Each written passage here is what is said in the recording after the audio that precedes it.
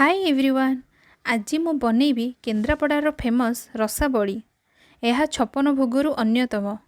रसाबली बलदेवजीउ मंदिर रे भोग लगी थाए। यह बनैबा जेतिकी सहज सेतिकी स्वादिष्ट। एठी देखंतु रसाबली किते सॉफ्ट हेइछि। परफेक्ट रसाबली बनैबा पई ए रेसिपी को पूरा देखंतु। रसाबली पई मु एठी 100 ग्राम छेना नेइछि। रसाबली रस पई मु एठी आधा लिटर क्षीर नेइछि। क्षीर को एबे आमे फुटै दबा। क्षीर भल्लरे फुटी आसिले आमे सेथिरे गुजराती गुंड दबा आउ सेथिरे 5-6 चामच चीनी देई फुटैया को छाड़ी दबा। एबे आमर क्षीर फुटिबा भितरे आसंतु आमे बनैबा छेनार बरा। एठी मो थाड़ी रे अल्प घियो लगै देइछि। एबे सेथिरे सबु छेना को काढ़ी देबा। सेथिरे मु 1 चामच सुजी देइछि, 1 चामच अटा देइछि, अल्प गुजराती गुंड देइछि। छेनार बरा फुलिबा पई अल्प बेकिंग सोडा देइछि आ 1 चामच चीनी देइछि। एबे को हाथ रे भल्लरे चकुड़ी दबा। एथिरे अधा आधी स्मूथ हेइ जाइछि। एबे छेना को हाथ रे पापुली सहाय्य रे एमिति चकुड़ीबा। छेना को जेते चकुड़ीबा सेते स्मूथ हेबो। एठी मु जहा भी इंग्रेडिएंट नेइछि 100 ग्राम छेना पई। जदि चकुड़ीला परे छेनाटा नरम लागे ताहले आउ 1 चामच सुजी आउ अटा ऐड करि परिबे।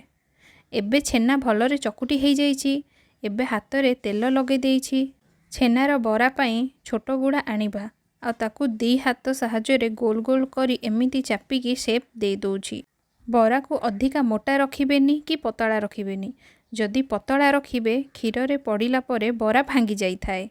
एबे मु सबु छेना को शेप दे देइछि। एबे आसंतु बरा को छाणीबा। मु एबे तेल रे गोटिए बरा पके देइछि। तेल को मो मीडियम टू लो फ्लेम रे रखिछि। आपण माने देखंतु केते बढ़िया से बरा हमर धीरे धीरे फुलुची। बरा को एबे एपट सेपट करी गोल्डन ब्राउन हबा जाई छाणीबा। एबे देखंतु बरा कलर परफेक्ट आसी जाइछि। एबे याको आमे गरम क्षीर रे पके दबा। एठी मु क्षीर रे फ्लेम ऑफ करी देइछि। सबु बरा एबे क्षीर रे पके दबा। गोटा घंटा जाए छाड़ी दबा।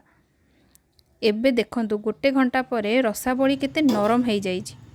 रसरे भरा रसाबली को आमे एबे सर्व करिबा। यह 20 रु 25 मिनिट भितर हेइ जाय थाए अति सहजरे। जदि आपण मानको मो रेसिपी टी भलो लागि थाए ताहाले like, share, comment and subscribe करिया को बिल्कुल भूलिबेनी। Thank you. Bye bye.